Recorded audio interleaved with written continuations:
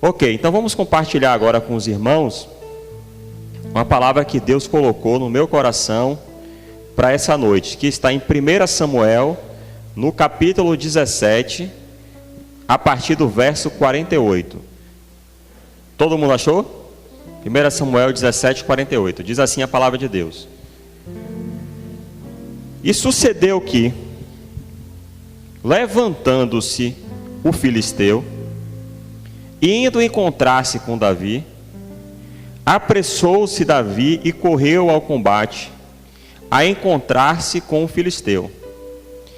E Davi pôs a mão no alforje, e tomou dali uma pedra, e com uma funda lhe atirou, e feriu o filisteu na testa, e a pedra se lhe encravou na testa, e caiu sobre o seu rosto em terra.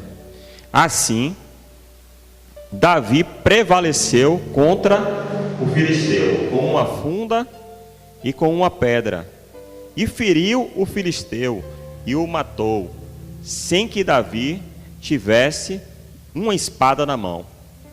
Por isso, correu Davi e pôs-se em pé sobre o filisteu, e tomou a sua espada, e tirou-a da bainha, e o matou, e lhe cortou com ela a cabeça. Vendo então os filisteus que o seu herói era morto, fugiram. Glória a Deus. Amados, essa história é uma das histórias mais conhecidas da Bíblia, né? Até mesmo as pessoas que não são crentes, né, que não são cristãos, conhecem essa batalha. Essa batalha é uma batalha épica, né, entre Davi e o gigante Golias. Uma das características, né, dessa batalha, desse duelo, é que ele era um duelo aparentemente em que a gente tinha forças desproporcionais, né? Você tinha de um lado um gigante, né, que ele era marcado pela força, pelo tamanho, pelas armas que ele usava. E de outro lado você tinha Davi. Davi era pequeno, era de baixa estatura. Se você olhasse as armas com as quais Davi foi para a peleja, eram armas muito inferiores à de Golias. De modo que se você analisasse essa guerra, essa luta, antes dela acontecer, a gente poderia afirmar, sem medo de ser feliz, que Golias era o grande favorito. Se fosse fazer uma aposta, né, como a gente tem hoje, a gente está numa Copa do Mundo, a gente tem apostas, casas de apostas. Se fosse ter uma aposta de quem venceria aquela luta, certamente Golias estaria muito à frente nas casas de aposta. Tanto isso é verdade que quando o irmão mais velho de Davi vê que Davi chegou, o que é que ele pensa? Ele pensa que na verdade Davi veio assistir a peleja. Ele não viu que Davi ia se candidatar a lutar com Golias. O próprio Saul, quando Davi chegou e disse para ele que Saul era o rei de Israel na época, foi o antecessor de Davi no reinado de Israel, e Davi se apresenta como um possível candidato para enfrentar o gigante Golias. O que é que Samuel fala? Não, você não pode lutar com ele, porque você é um menino moço, e Golias é um guerreiro experiente, rodado, então você não vai poder lutar contra ele. Só quando Davi fala, não, eu já matei leão, eu já matei urso, quando eu pastoreava, só após Davi ter falado isso, é que Saul permite que ele enfrente o gigante Golias. Essa história, por essa força, né, desproporcional, ela é inclusive usada, por exemplo, se a gente pegar os clubes de futebol, né, quando tem o clube de futebol mais fraco que vence o adversário, aí o que é que eles colocam? Que Davi venceu Golias, né? Para você ter ideia como era a diferença, Davi vencer Golias seria como se, por exemplo, o Vitória hoje vencesse o Real Madrid, por exemplo. Seria como se Davi tivesse vencendo Golias. Tão grande era a diferença de forças entre eles.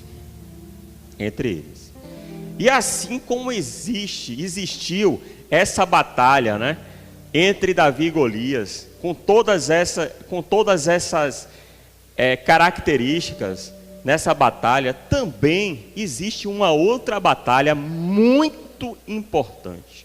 Muito importante. Existe uma batalha que é muito difícil de ser vencida.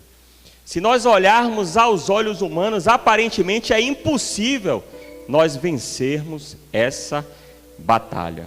Vários homens de Deus que tinham chamado, que tinham propósito, perderam essa batalha e por isso se desviaram dos propósitos de Deus que Deus tinha para as nossas vidas. É uma batalha também muito antiga e muito conhecida. É a famosa batalha que existe dentro de nós. Na verdade, essa batalha não acontece fora de nós, ela acontece dentro de nós. E é a batalha entre o espírito e a carne. Essa batalha entre o espírito e a carne, ela começa a acontecer dentro de nós quando nós cremos na pregação do Evangelho, quando nós recebemos Jesus como Salvador das nossas vidas, quando Jesus vem morar em nosso coração, e aí ele começa a nos constranger, ele começa a nos convencer do pecado. O Espírito Santo de Deus, morando dentro de nós, ele passa a nos incomodar, para que a gente deixe de fazer algumas coisas que desagradam ao Senhor. Como a palavra de Deus fala, em 1 Coríntios 6,17, a palavra fala que aquele que se ajunta com o Senhor é com ele um mesmo espírito. Agora, o nosso espírito, ele é recriado e ele se torna um só espírito com o Espírito Santo de Deus. E é o Espírito Santo morando dentro de nós que vai nos convencer do pecado, da justiça e do juízo. Inicia-se então um processo em nossas vidas de santificação. Um processo de santificação, de regeneração, até que seja formado em nós o caráter de Cristo. O caráter de Cristo. Apesar do Espírito Santo iniciar esse processo dentro de nós, a nossa carne, ela continua lá. O fato do Espírito Santo agora estar morando dentro de nós, não anula a nossa carne. A infeliz, a maldita continua lá. Ela continua lá. Na verdade, o que é a carne, né? Se a gente for parar para pensar, o que é a carne? Quando o apóstolo Paulo estava escrevendo aos Tessalonicenses, em 1 Tessalonicenses 5:23, ele fala o seguinte: apresentai-vos diante de Deus os vossos espírito, alma e corpo irrepreensíveis diante do Senhor. Então nós somos um espírito, o espírito é a nossa essência, é o fôlego de vida que Deus soprou em nossas narinas, como nós fomos criados. A alma tem a ver onde o local onde estão armazenados os nossos sentimentos, as nossas emoções, os nossos conhecimentos, tudo isso está na nossa alma. E o espírito e a alma estão habitando temporariamente no nosso corpo que é essa casca. Quando nós morremos, o corpo que veio do pó volta para o pó, e o espírito para Deus que o deu, e vai ser julgado ou para vergonha ou herdar uma herança eterna. É isso que acontece. Acontece que a nossa alma é uma alma contaminada pelo pecado. É uma alma contaminada pelo pecado. E a essa contaminação da nossa alma pelo pecado, o apóstolo Paulo convencionou chamar de carne. Então a nossa carne é a contaminação que existe em nossa alma por conta do pecado, Então, se depender como a nossa carne, como a nossa alma, ela é carnal, ela é inclinada pelo pecado, se depender da nossa carne, nós nunca vamos fazer a vontade de Deus. nós vamos estar sempre inclinados para o mal. Nós vamos sempre estar inclinados pelo pecado. Por isso que a carne é considerada como fraca, né? Quando a gente fala a carne é fraca, na verdade seria o contrário. A carne ela é forte, né? Ela pode nos derrubar, mas ele fala que a carne é fraca porque nós não resistimos a muitas tentações por conta da nossa carne que está lá. Então isso, se você olhar na palavra de Deus, Paulo falou isso bem em Romanos 7, 18 e 19. Olha o que ele falou. Porque eu sei que em mim, isto é, na minha carne, não habita bem algum. E com efeito, o querer está em mim, mas não consigo realizar o bem, porque não faço o bem que quero, mas o mal que não quero, esse faço. Então, Paulo, ele queria fazer o bem, mas ele não conseguia. Por quê? Porque a carne dele não deixava. E o mal que ele não queria fazer, ele acabava fazendo por conta da carne. Você vê o quanto é difícil essa batalha. Por isso que a gente pode comparar essa batalha com a batalha entre Davi e Golias. É uma batalha difícil de ser vencida. Você vê que Paulo foi um dos grandes homens de Deus da Bíblia, um dos maiores evangelistas da história, escreveu a maior parte das cartas que hoje são a base doutrinária da igreja, mas ele também tinha que enfrentar essa luta diariamente com a sua carne. Essa guerra, ela está acontecendo dentro de nós todos os dias.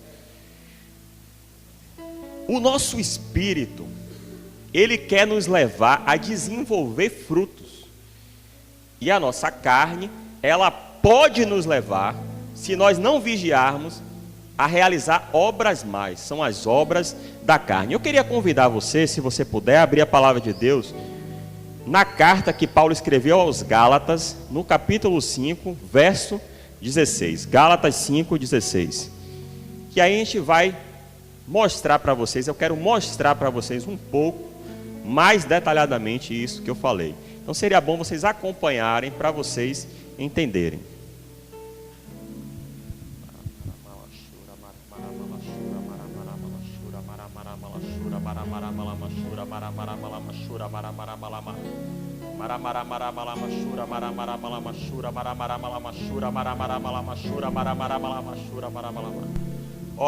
Olha o que está dizendo, Paulo está dizendo.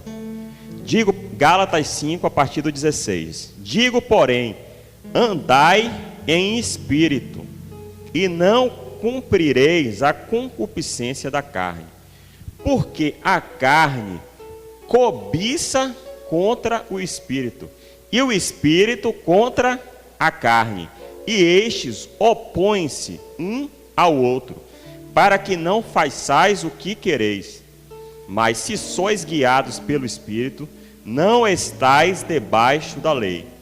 Porque as obras da carne são manifestas, as quais são adultério, fornicação, impureza, lascívia, idolatria, feitiçaria, inimizades, porfias, emulações, iras, pelejas, dissensões, heresias, invejas, homicídios, bebedices, glutonarias e coisas semelhantes a esta, acerca das quais vos declaro, como já antes vos disse, que os que cometem tais coisas não herdarão o reino de Deus.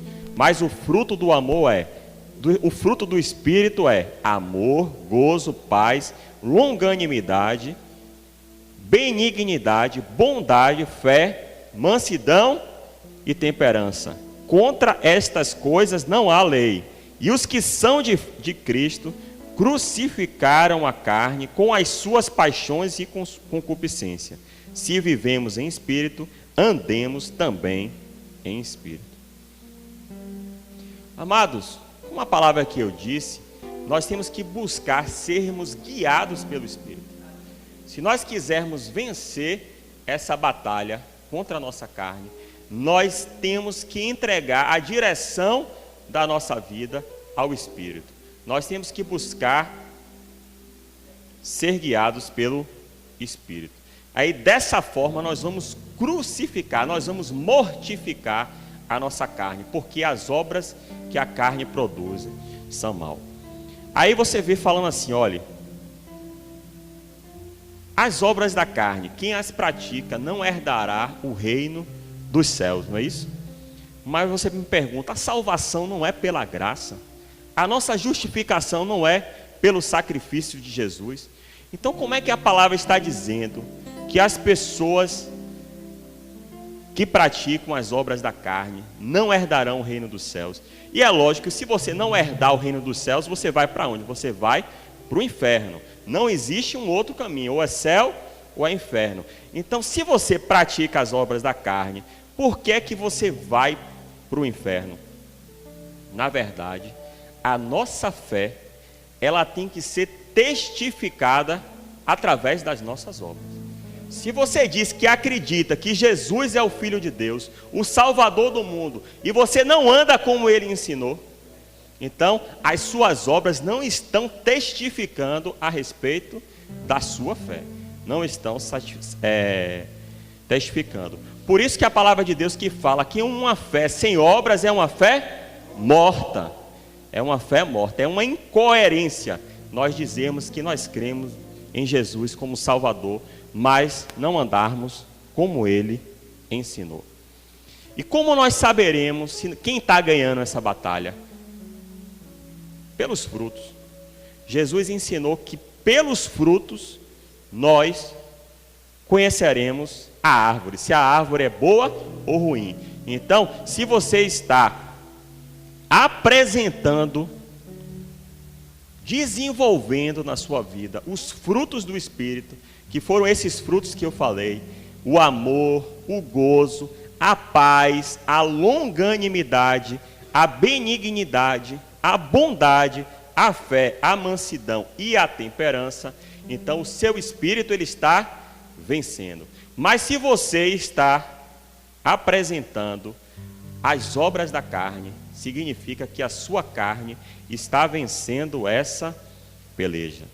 Observe que a palavra de Deus fala que Davi venceu Golias sem que tivesse uma espada na mão. O que é que a palavra está falando com isso? Observe que as obras da carne não são apenas não beber, né? Beber, fumar, usar droga, roubar, não. As obras da carne têm a ver com questões relacionadas a relacionamento entre uns e outros. Então, por isso que ele fala de porfias, emulações, iras, pelejas, dissensões, heresias.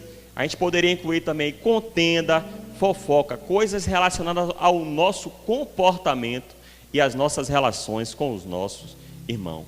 Deus não é Deus de confusão. Deus é Deus de paz. E se nós queremos andar em espírito, nós temos que andar em paz.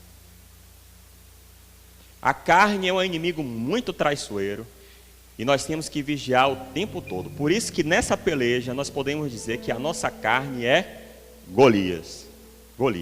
Assim como Golias, a nossa carne também ela é incircuncisa. Por quê? Porque ela não se converte nunca. Ela é incircuncisa, a nossa carne. É uma carne que nós herdamos de Adão, inclinada para o mal, inclinada para o pecado. A nossa natureza, naturalmente, a nossa natureza humana é má, é inclinada para o mal. Por isso que a nossa carne, ela é incircuncisa. Ela sempre vai querer te levar para o pecado. Mas assim como Davi, mesmo sem ser o favorito, venceu aquela batalha, o Espírito ele pode vencer também. Como eu falei, para isso nós temos que depender de Deus. Nós temos que nos colocar à disposição de Deus. Essa é a verdade.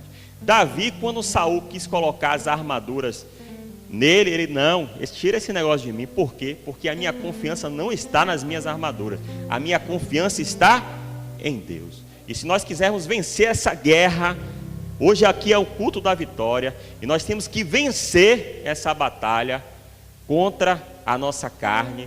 E se nós quisermos vencer essa batalha, nós temos que depender de Deus. Só o Espírito Santo pode nos guiar para nós vencermos essa batalha. Não existe como nós vencermos essa batalha por conta própria, sem Jesus e sem o Espírito Santo. Por isso que Davi falou: você vem contra mim com lanças e escudo, mas eu vou contra vocês em nome do Senhor dos Exércitos. A confiança de Davi não estava no braço de carne, mas sim na presença de Deus. E a nossa esperança para vencer essa luta contra a nossa carne tem que estar também na presença de Deus em nossas vidas. Só Ele pode nos guiar para vencermos a nossa batalha. Outra coisa que você vê, quando Golias se levantou e ele partiu para cima de Davi, o que é que Davi fez? Foi para cima dele. Davi não ficou acuado, ele foi para cima. E com a nossa carne é assim, nós temos que ir para cima dela. Sabe por quê? Porque se você deixar a sua carne crescer, ela toma conta. Ela toma conta. Se você ficar só assistindo filme, se ficar só assistindo novela, se ficar indo para a festa, o que é que você faz? A sua carne fica forte. Fica forte. Então você tem que ir para cima dela, como Davi fez. Vá para cima dela. E Davi também utilizou-se de algumas armas para vencer essa batalha. E eu queria falar um pouco sobre as armas que o Espírito Santo vai nos dar se nós quisermos vencer essa batalha contra a nossa carne. Se nós quisermos que o Espírito Santo que habita em nós vença essa batalha contra a nossa carne. Amém? Glória a Deus. Então a primeira arma, que nesse caso eu estou comparando essa arma à funda, né? A funda era um instrumento que Davi utilizou para lançar a pedra na cabeça do gigante. Então a funda, neste caso, eu vou comparar a funda à palavra de Deus. A palavra de Deus é um instrumento importantíssimo, fundamental, se nós quisermos vencer essa peleja contra a nossa carne. Contra a nossa carne. É onde nós vamos encontrar a direção. Assim como a funda, ela trazia precisão e ela trazia direção à pedra que foi lançada. A palavra de Deus também vai dar direção, vai dar precisão para as nossas vidas. Nós quisermos vencer, nós temos que ter o hábito de meditar na palavra de Deus diariamente. Diariamente, se nós quisermos vencer a luta contra a nossa carne. Jesus, quando estava no deserto, Satanás chegou para Jesus e falou assim. Jesus foi para o deserto para ser tentado por Satanás. E aí Satanás falou assim: Jesus, se você é o Filho de Deus, pegue essas pedras e faça com que elas se transformem em pão. O que é que Jesus respondeu? Nem só de pão viverá o homem, mas de toda a palavra que sai da boca de Deus.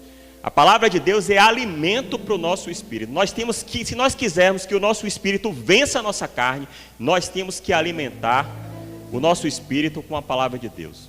Ou lendo a palavra de Deus, ou ouvindo pessoas pregarem a palavra de Deus, ou pregando a palavra de Deus. A palavra de Deus tem que ser pregada também. Jesus falou: ide e pregai o evangelho a toda criatura. Toda criatura. A palavra de Deus é que vai nos dar força no dia mau. É que, assim como a funda que deu forças para lançar aquela pedra, a palavra de Deus é que vai dar forças no dia mau para a gente permanecer de pé. Olha o que a palavra de Deus fala em Hebreus 4:12 sobre a palavra de Deus.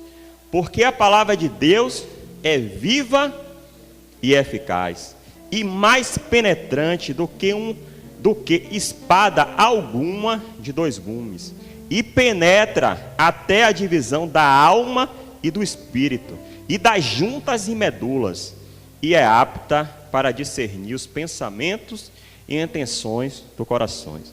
A palavra de Deus é viva. Sabe por quê? Porque a palavra de Deus é o próprio Jesus. Jesus, ele é o verbo que se fez carne. E quando a palavra de Deus, ela é pregada, quando a palavra de Deus ela é lida, quando ela é anunciada, ela aciona no mundo espiritual uma ação do Espírito Santo. O Espírito Santo, ele age, e ele vai tocar nos corações, e ele vai convencer as pessoas do pecado. A palavra de Deus, ela é eficaz, porque tudo aquilo que ela se propõe a fazer, ela faz. Ela transforma o caráter do ser humano, ela muda a história de vidas, ela muda a história de casamentos, ela muda a história de famílias. Só ela faz essas coisas. Nada pode transformar a vida de uma pessoa como a palavra de Deus. É por isso que a palavra fala em João 8,32: conhecereis a verdade, e a verdade vos libertará. A palavra de Deus é uma arma importantíssima e fundamental para nós vencermos a nossa carne. Outra arma que Davi usou para vencer o gigante foi a pedra, né? Então a funda foi o instrumento para lançar a pedra, e a pedra foi um instrumento que foi lançado sobre o gigante para que ele fosse derrubado. E nós podemos comparar a pedra que foi lançada com a oração. A oração é outra arma valiosa, é outra arma fundamental, se nós quisermos vencer a nossa carne, se nós quisermos que o Espírito Santo que habita em nós vença a nossa carne. Deus, amados, ele é um Deus de relacionamento. Deus não nos criou para sermos independentes dele. Deus nos criou para dependermos dele, para nos relacionarmos com ele todos os dias, todos os dias. É por isso que a palavra de Deus fala que na viração do dia, todos os dias o Senhor ia ter com Adão e Eva. Para quê? Para se relacionar com eles. Deus, ele quer se relacionar conosco. Deus não é uma força, Deus não é uma energia, Deus é um Pai. E como Pai bom e perfeito que ele é, ele quer se relacionar conosco. Ele quer conversar conosco. Ele está disponível, ele está sempre acessível para conversar conosco. Observe uma coisa importante. Então, a forma como nós nos relacionamos com Deus, a principal forma é através da oração. A oração é um diálogo, é uma conversa com Deus, em que você vai falar, mas Deus vai falar também. Deus vai falar também. Observe uma coisa importante, que a pedra, para ela fazer o estrago que ela fez, ela teve que ser lançada através de uma funda. Se Davi pegasse uma pedra com a mão e jogasse, não iria fazer nem cosquinhas no gigante Golias. Ela derrubou, ela foi com a força necessária para derrubar, porque ela foi lançada através da funda. O que é que a palavra fala com isso? A oração, ela está ligada com a oração. Com a oração. Com a oração. Então, quando nós vamos para a palavra de Deus, nós vamos aprender princípios valiosos e importantes acerca da oração. Na verdade, esses princípios, os discípulos de Jesus, por 2 oportunidades, procuraram Jesus e pediram: mestre, nos ensina como nós devemos orar. E o que é que Jesus fez? Ensinou aos discípulos que orassem a oração do Pai Nosso. A oração do Pai Nosso que foi banalizada, a oração do Pai Nosso que foi transformada numa reza. Mas ali nós temos princípios fundamentais para a oração. Por exemplo, se você quiser vencer a nossa carne, o que é que Jesus nos ensinou a orar? Não nos deixe cair em tentação. Então nós vamos orar: Pai, você está sendo tentado, Pai, não me deixes cair em tentação. Através também da oração, você pode lançar uma pedra que é capaz de derrubar muitos gigantes, que é a intercessão. É quando você ora por outras pessoas, é quando você se coloca na brecha, tapando o muro por outras pessoas, chorando por outras pessoas, confessando os pecados de outras pessoas, pedindo perdão intercessoriamente a Deus pelos pecados de outras pessoas, profetizando sobre a vida daquela pessoa. Essa também é uma arma poderosa que nós podemos falar. Outra coisa interessante talvez não, o momento de maior tentação de Jesus foi quando ele estava no Getsêmani. No Getsêmani, Jesus estava muito próximo de ser entregue para ser crucificado. E aí, nesse momento, ele chamou apenas os discípulos mais próximos dele, que no caso eram Tiago, João e Pedro. E ele colocou os discípulos e ele foi orar. E Jesus, ele estava muito aflito. E aí ele venceu aquela tentação, porque o inimigo estava tentando ele para que ele desistisse de ir para a cruz. E imagine se Jesus tivesse desistido de ir para a cruz, o que seria de nós? Mas como é que Jesus venceu? Orando, através da oração. Mas quando ele volta, ele fala, ele encontra os amigos dormindo. O que é que ele fala? Orar e vigiar. Não é só orar, é orar e vigiar. Então, essa é outra atitude importante, que é vigiar. Vigiar. Você vê que Davi, ele apressou-se para o combate. O que é isso? Nós temos que ser rápido em dizer não à tentação. Nós temos que ser rápido em dizer não para a nossa carne. Nós temos que ser rápidos em dizer não para o pecado. Quanto antes nós dissermos não para o pecado, mais fácil nós não cairmos em tentação. Eu coloquei alguns exemplos. Por exemplo, uma pessoa que ela tenha, por exemplo, fraqueza na área homossexual, por exemplo. Talvez ela tenha até que restringir certas amizades com pessoas do mesmo sexo. Por quê? Porque numa amizade daquela, ela pode confundir os sentimentos e ela pode se sentir atraída por aquela pessoa. Uma pessoa, por exemplo, que tem fraqueza na área da pornografia, deve evitar, às vezes, usar o computador sozinho, né? Por exemplo. Ou deve evitar, por exemplo, ir com o celular para o banheiro. Deve evitar, deve vigiar. Alguns talvez devem evitar até ir para a praia, por exemplo, né? Então, a gente precisa realmente vigiar. Outras pessoas, por exemplo, que estão namorando, né? Devem evitar, por exemplo, ficar sós. Porque a gente sabe que a carne é fraca. Uma pessoa que tem fraqueza com vícios, com cigarro, com bebida, com drogas, deve evitar certos ambientes, certos círculos de amizade que nos levam a sentir vontade de usar aquela droga. Outras pessoas, por exemplo, que têm fraqueza com corrupção, que não aguentam ver dinheiro, talvez devam evitar, por exemplo, tratar com dinheiro, desempenhar funções em que ela trate com dinheiro, para que ela não se sinta tentada ao pecado, a pecar. Então, isso é muito importante, a gente orar e vigiar. Jesus, o que é que ele falou? Se o seu olho, olha o que Jesus falou, se o seu olho te faz pecar, o que é que você deve fazer? Arrancar o olho. Se o seu braço te faz pecar, o que é que você deve fazer? Arrancar o seu braço. O olho é uma coisa ruim? O braço é uma coisa ruim? Não, é uma coisa necessária, é uma coisa boa, mas ainda que seja boa, ainda que seja necessária, se estiver te levando para o pecado, você deve cortar. Seja um relacionamento, seja uma amizade que está te levando para o pecado, nesses casos, você deve cortar. Tem que cortar o mal pela raiz. Uma coisa importante que eu quero falar, eu não vou ter como me aprofundar nisso por conta do tempo, é sobre a oração em espírito, a oração em outras línguas, que também é uma ferramenta fundamental para você vencer a sua carne, para você edificar-se a si mesmo. Então, se você olhar na Bíblia, em 1 Coríntios 14:18, o apóstolo Paulo falou o seguinte: eu dou graças a Deus por falar em línguas mais do que todos vocês.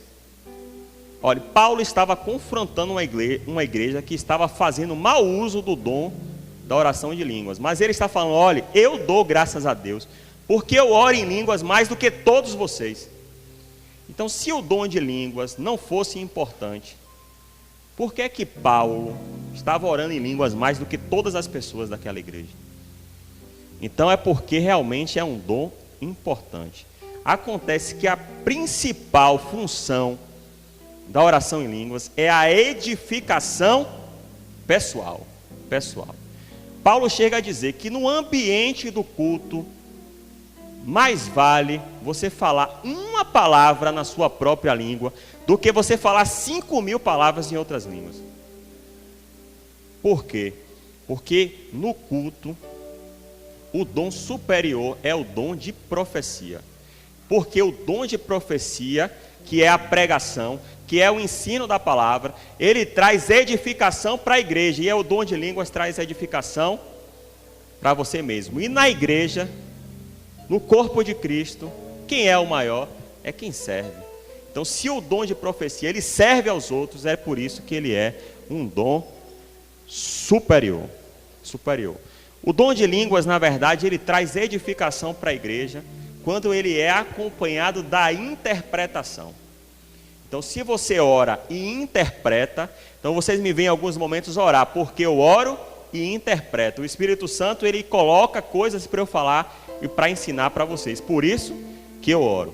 Então, o dom de língua, ele traz edificação quando ele é acompanhado da interpretação. Então, podem orar? Podem, não só podem como devem.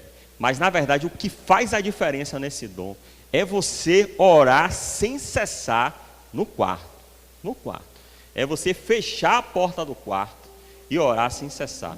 Quem, por exemplo, é profeta, é pastor e prega a palavra de Deus, eu vou fazer só para você fazer uma experiência. Todas as vezes que você for pregar a palavra, feche a porta do seu quarto e fique 2 horas orando em línguas antes de pregar. Aí você vai ver o que vai acontecer quando você for pregar. O Espírito Santo, ele vai derramar unção e capacitação para você pregar. Então, o dom de língua, ele é principalmente para edificação pessoal. E ele nos faz ser cheios do Espírito Santo de Deus. E é uma arma muito importante para, se nós quisermos, que o Espírito Santo vença a nossa carne. Então, podemos praticar à vontade, no carro, em casa, no trabalho, seja onde for.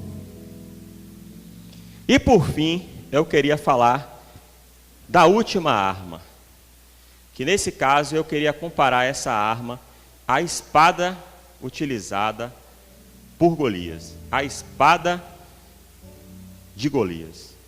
E essa arma eu comparo à fé. A fé é uma ferramenta indispensável se você quiser vencer essa luta contra a sua carne. Porque a carne, ela quer nos levar para o pecado. A nossa carne, ela é incrédula. Ela faz a gente duvidar das palavras de Deus. Olhe, quando você está assim, atribulado, e eu falo por mim, quando você está assim, atribulado, quando você está nervoso, quando você está ansioso, quando você está com medo, pode ver que é porque a sua carne está prevalecendo. Quando você vem para o culto, você escuta uma palavra, quando você se enche do Espírito Santo, o que é que acontece? A sua fé prevalece. Então a fé é uma ferramenta fundamental. É através da fé que nós vamos dar o ultimato na nossa carne. Nós vamos dar o golpe de misericórdia. Nós vamos cortar e arrancar a cabeça do gigante. Observe que para que Davi pudesse cortar a cabeça de Golias, primeiro tem que ter a funda para lançar a pedra. Depois teve que ter a pedra para acertar o alvo. Essas 3 coisas devem andar juntos: a oração, a palavra de Deus e a fé. Uma fé madura não é uma fé circunstancial. O que é uma fé circunstancial? É uma fé que quando olha para as dificuldades, que quando vê as dificuldades, ela quer naufragar, ela quer afundar.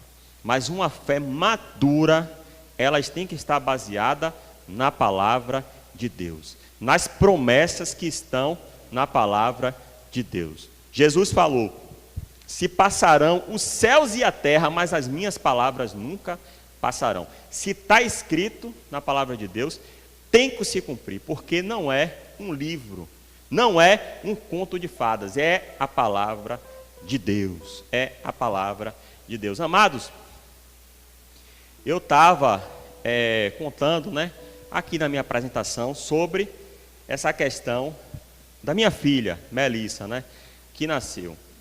E aí, a gravidez, além de ter sido um milagre, né, de Deus que abriu a madre dela, ela vinha caminhando muito bem, até que chegou com 5 meses de gravidez.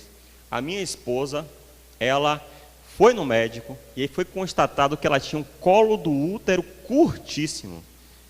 Então, um colo do útero curtíssimo se torna bem difícil segurar a gestação. Existe um risco muito alto de prematuridade, da criança ter que nascer prematuramente, e aí uma série de implicações que acontecem por conta disso. E naquele instante, eu tinha 2 caminhos. E nessa semana, nesse dia que eu notei essa notícia, eu fiquei muito mal mesmo. E eu tinha 2 caminhos naquele dia. Ou eu acreditava no meu coração, ou eu acreditava na minha carne, ou eu acreditava na palavra de Deus. E eu falei, não, eu vou acreditar na palavra de Deus. E o que é que a palavra de Deus fala? Fala, Deuteronômio 28, o fruto do ventre daquele que obedece ao Senhor, ele é bendito. Bem-aventurado é o homem que teme ao Senhor e que anda nos seus caminhos, pois a sua esposa será uma videira frutífera, e seus filhos como plantas de oliveira ao redor da mesa. E eu comecei a orar, colocando a oração, a arma da oração, a arma da fé e a arma da palavra de Deus juntas, para que minha carne se calasse. Senhor, o Senhor falou na sua palavra, está escrito, não sou eu que estou dizendo, é o Senhor que está dizendo. E Melissa nasceu bem, nasceu com saúde, nasceu no tempo certo, para a glória de Deus. Amados, o nosso Deus não é qualquer deusinho, não.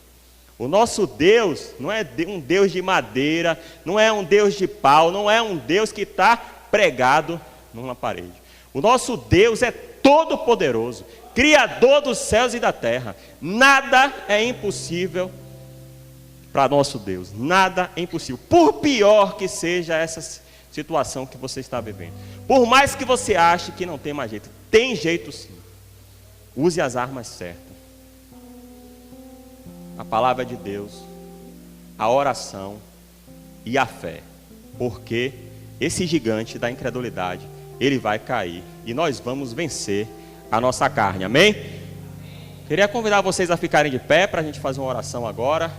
E eu queria pedir que você conversasse, você estivesse conectado agora com Deus, e que você colocasse diante de Deus essa situação que você está lutando e que você não está conseguindo vencer. Que também você deixasse Ele sondar o seu coração para ver quais obras da carne você está praticando e que Ele quer que você pare, para que o Espírito possa prevalecer. Em nome de Jesus, vamos orar ao Senhor.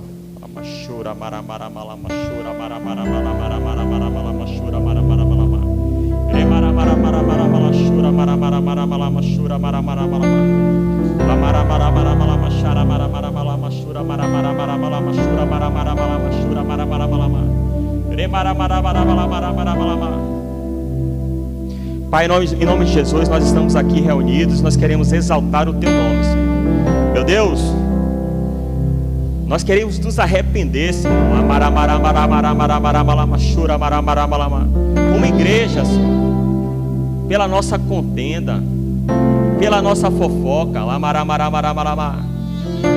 pelos nossos julgamentos, Senhor, porque nós apontamos os dedos para os nossos irmãos. Nós olhamos, Senhor, para o cisco que está nos olhos dos nossos irmãos e não olhamos para a trave que está em nossos olhos. Meu Pai, nós cremos que o Senhor é Deus de paz e não Deus de confusão. E nós oramos para que haja paz nessa igreja.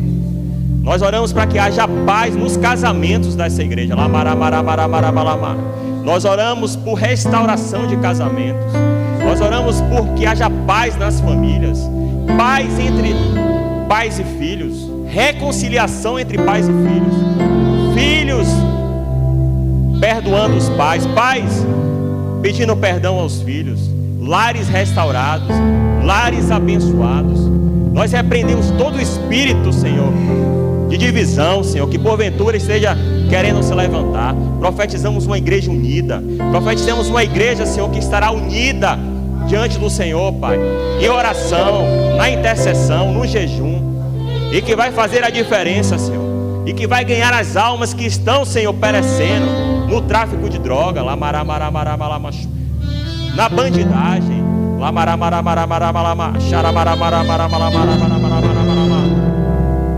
levanta, Senhor, Carlos com autoridade, com unção, Senhor, nesse lugar, para arrancar essas vidas, Senhor, que estão perecendo, em nome de Jesus. Em nome de Jesus, Senhor, em nome de Jesus, Senhor, que nós venhamos, Pai, buscar o Senhor enquanto é tempo, Senhor, que nós venhamos priorizar a Tua presença, que nós venhamos andar em espírito, Senhor, porque se nós quisermos vencer a nossa carne, nós precisamos andar em espírito. Nós venhamos usar as armas corretas, Senhor, porque não é com espada, Senhor, que se vence, mas é com a palavra de Deus. Essa sim é a espada que nós devemos usar, a espada afiada de 22 gumes, Senhor, que vai na divisão da alma e do espírito, Senhor, das juntas da medula. Meu Pai, nós não venhamos ser, Senhor, cristãos, Senhor, imaturos, cristãos interesseiros, cristãos que só buscam o Senhor pensando nas recompensas, mas que nós venhamos amar o Senhor de todo o nosso coração. Nós venhamos colocar o Teu reino em primeiro lugar, Senhor. Venha o Teu reino, Senhor. Venha o Teu reino sobre este lugar, Senhor. Santificado seja o Teu nome, Senhor, nesse lugar. Venha o Teu reino, Senhor. Abençoa esse lugar. Meu Deus, eu quero profetizar, Senhor, que aqui desse altar, Senhor, deste lugar, Senhor, vão sair profetas, Senhor, vão sair evangelistas, vão sair missionários, vão sair, Senhor, pessoas que vão, Senhor, fazer a diferença nesse tempo, em nome de Jesus. Essa igreja será conhecida como uma igreja que ora, Senhor, uma igreja que lê a Bíblia, Senhor, uma igreja que evangeliza, meu Pai, em nome de Jesus.